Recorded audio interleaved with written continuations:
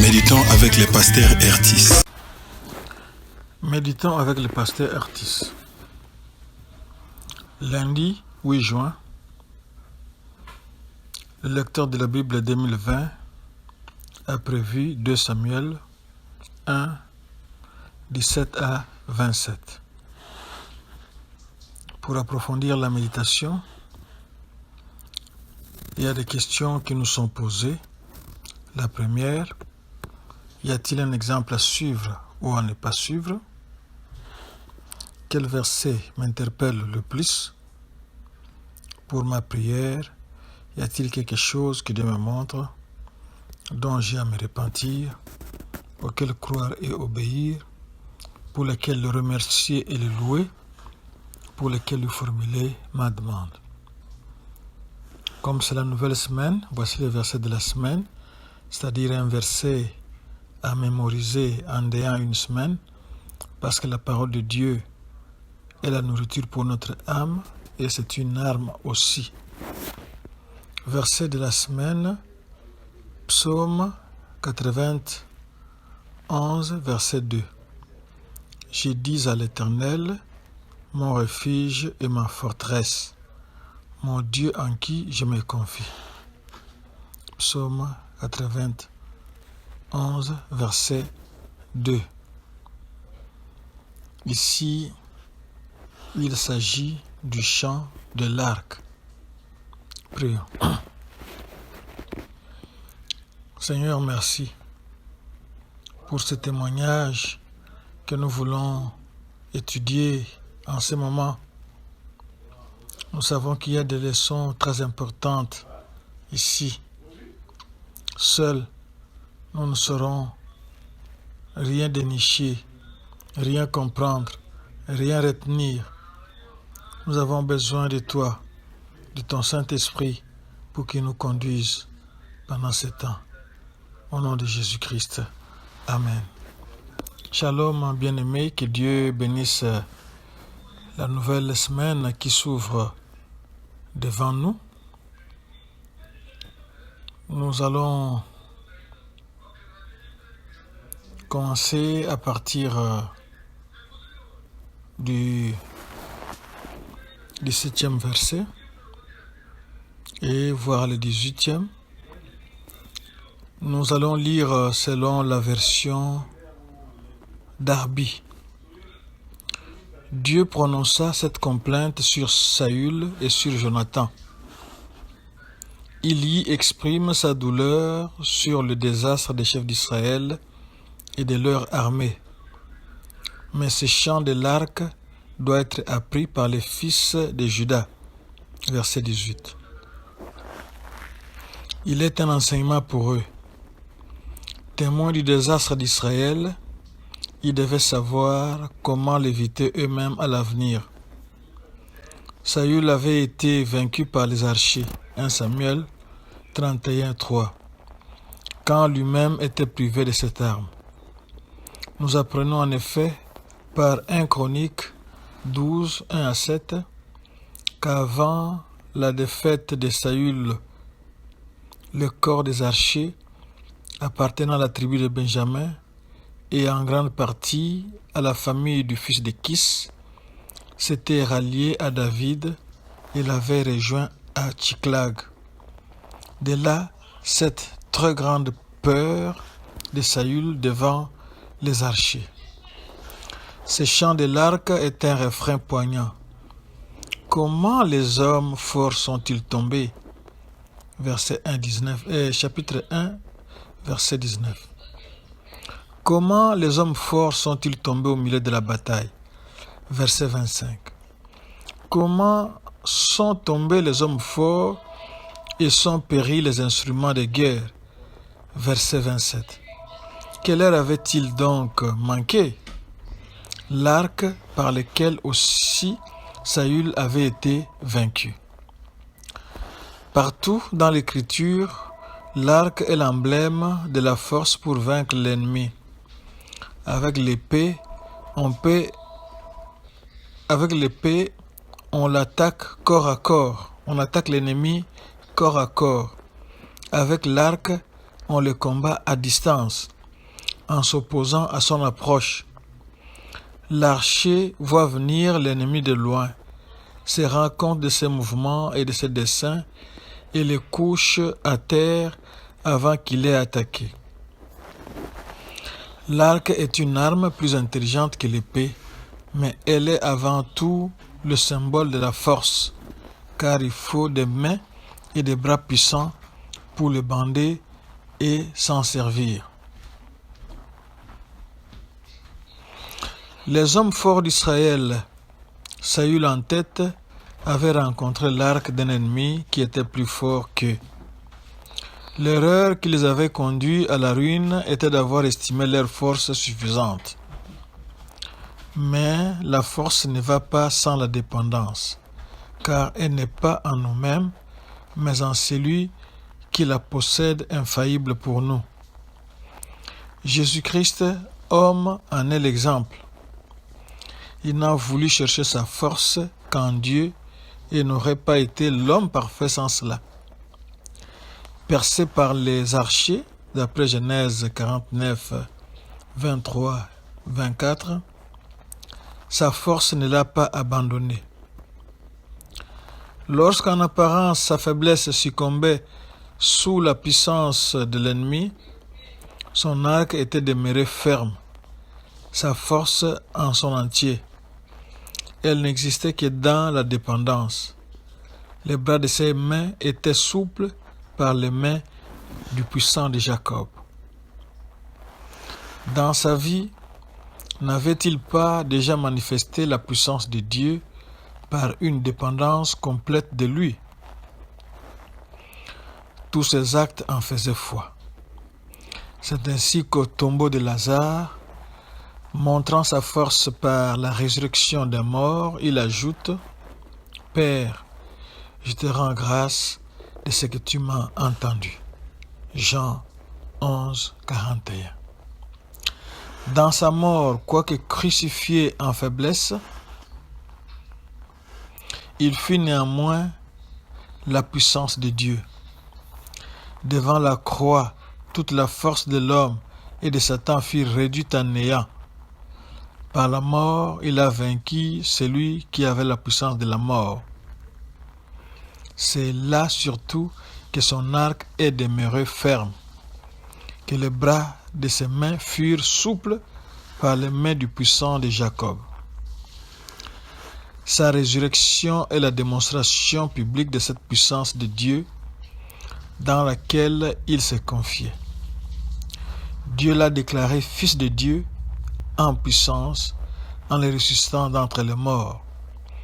Il avait le pouvoir de reprendre sa vie comme de la laisser, mais même pour sa résurrection, son âme dépendante s'attendait à la puissance de Dieu.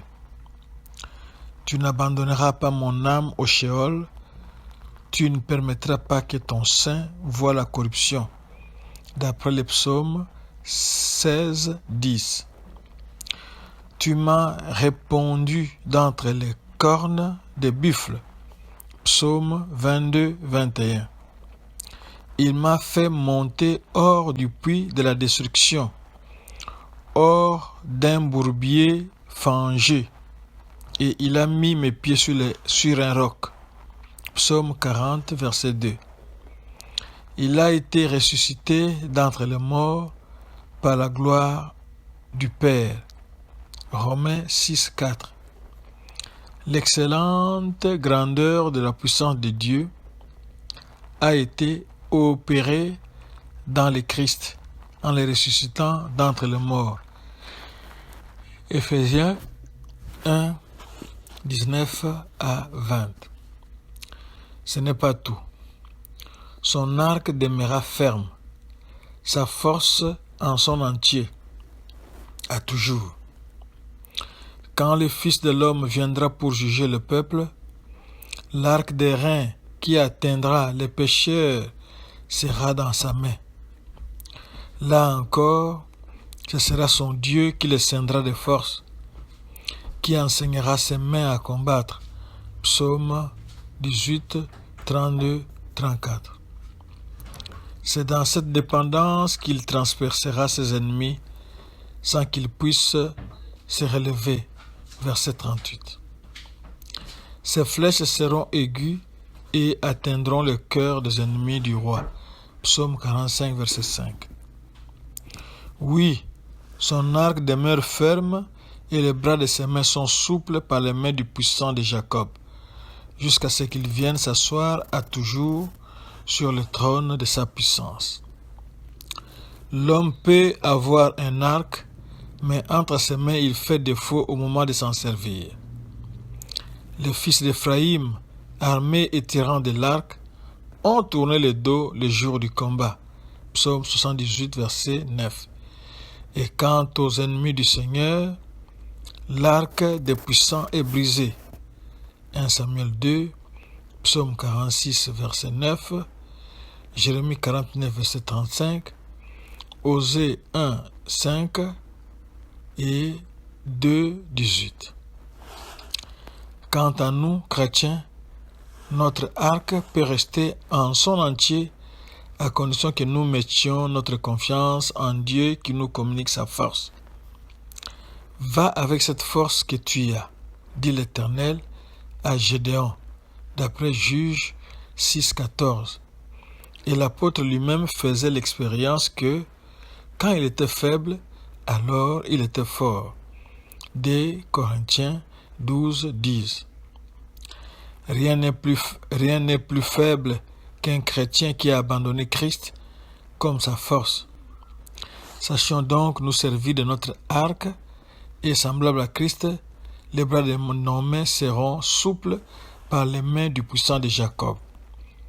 Apprenons le chant de l'arc en nous exerçant à les bander, à y ajuster la flèche pour atteindre le but. Puis nous nous en servirons, plus nous deviendrons forts contre l'ennemi.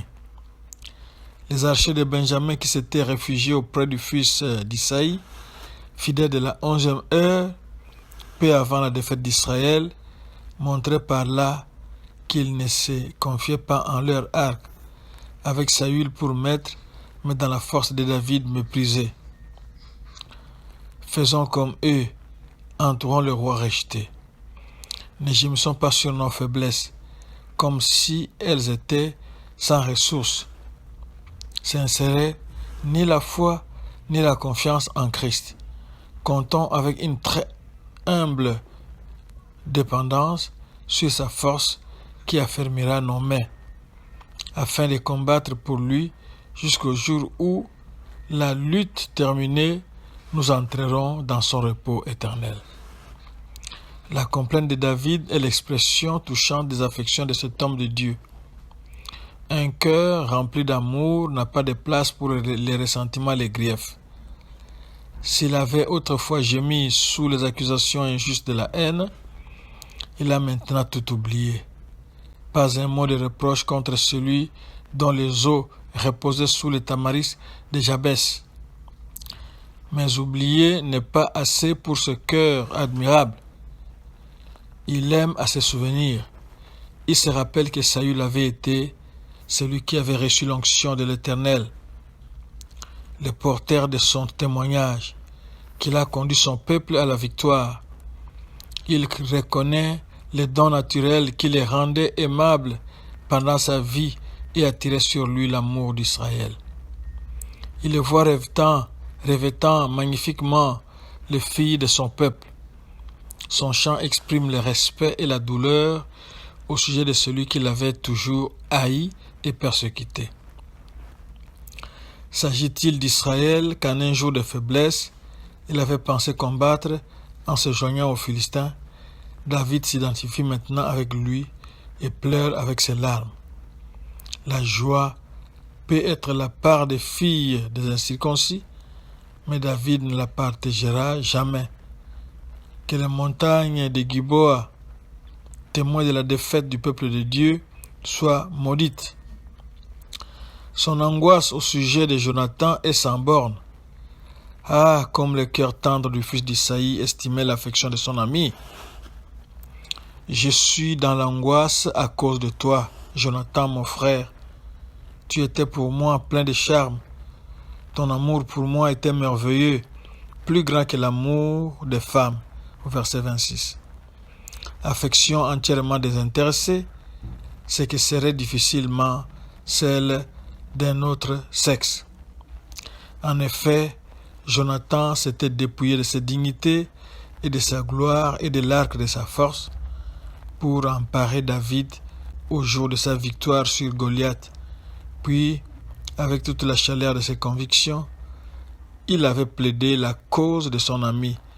Enfin, son admiration pour le fils d'Isaïe n'avait pas diminué l'opprobre et l'exil où il l'avait visité sans avoir, il est vrai, le courage de l'y suivre. Sur ce dernier point, David ne dit pas un mot. Il couvre la mémoire de son ami d'une ineffable tendresse. Il ne parle pas de son amour à lui, mais il éprouve en exaltant l'amour de Jonathan. Oh, comme toutes ces paroles ont la saveur et le parfum du cœur de Christ. Seulement, David avait dû être formé par la discipline à de pareilles effusions. Le cœur de Christ n'en avait nul besoin. Sa vie tout entière n'est qu'amour et grâce. Je vous ai appelé amis, dit-il à ceux qui étaient sur le point soit de les régner, soit de fuir en les laissant seuls. Vous êtes ceux qui avaient persévéré avec moi dans mes tentations, dit-il dans Luc 22-28, à ceux qui, peu de temps après, ne pouvaient pas même veiller une heure avec lui. Prenons exemple sur ce modèle parfait. Comme nous venons de le voir ici, il y a des mauvaises nouvelles qui sont tombées sur Israël. Au lieu que David puisse se réjouir, parce que maintenant il avait déjà reçu l'onction, il ne restait plus que l'occasion de régner. Maintenant que le trône s'offre à lui, David n'est pas content. David ne se réjouit pas du malheur qui est tombé sur Israël. David ne se réjouit pas sur le malheur d'un frère. Mais David, au contraire, pleure. David, au contraire, essaye d'évoquer les qualités du roi Saül. Il ne tient pas compte du fait que ce Saül-là cherchait par tous les moyens à le tuer. Mais David a cherché à mettre en valeur les bons côtés, les qualités du roi Saül qui vient de mourir. C'est un exemple à suivre pour nous. Nous ne devons pas être prompts à répandre les mauvaises nouvelles. Les chrétiens doivent donc freiner leur langue, faire attention à ce qu'ils disent et surtout veiller à ne rien dire d'inutile aux croyants. Ils doivent s'attrister et non se plaire à colporter de tristes nouvelles.